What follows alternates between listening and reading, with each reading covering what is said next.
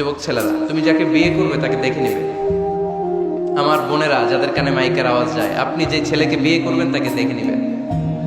তবে দেখতে গেলে ছেলে, তুমি শুধু মেয়েকে দেখতে পারবে, তোমার বাবা দেখতে পারবে না, তোমার ভাই দেখতে পারবে না, তোমার দুলাভাই দেখতে পারবে।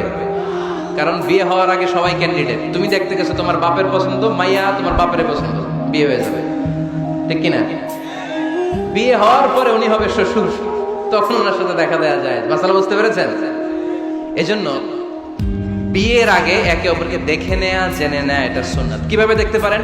ডিসেন্ট ফটো শেয়ারিং, ভালো ফটো শেয়ার হতে পারে। ছেলে মেয়ের ছবি দেখবে, মেয়ে ছেলের ছবি দেখে সিদ্ধান্ত নিবে যে তাদের সাথে সরাসরি সাক্ষাৎ হবে কিনা। যদি সিদ্ধান্ত নেয় যে এই বিয়েতে আমরা আগাবো, then face to face meeting, but it should be public, not private. Not in the locked room, আবদ্ধ রুমের ভেতরে হতে পারবে না। কারণ আবদ্ধ রুমে যদি কোনো বেগানা নারী আর পুরুষ থাকে, সেখানে দুজন থাকে না, ওই কনফারেন্সে তৃতীয় আরেকজন যুক্ত হয়, তার নাম শয়তান, ঠিক কিনা? এমন জায়গায় দেখা সাক্ষাৎ হতে হবে যেখানে আপনাদের কথা পাশে কেউ শুনছে, অথবা খোলামেলা কোনো রেস্টুরেন্টের আলাদা কোনো ঘর, সেখানে মুরব্বীরা দুই দিকে আপনাদেরকে 5-7 মিনিটের জন্য দেখা দেখির সুযোগ দিল, এটা জায়েজ।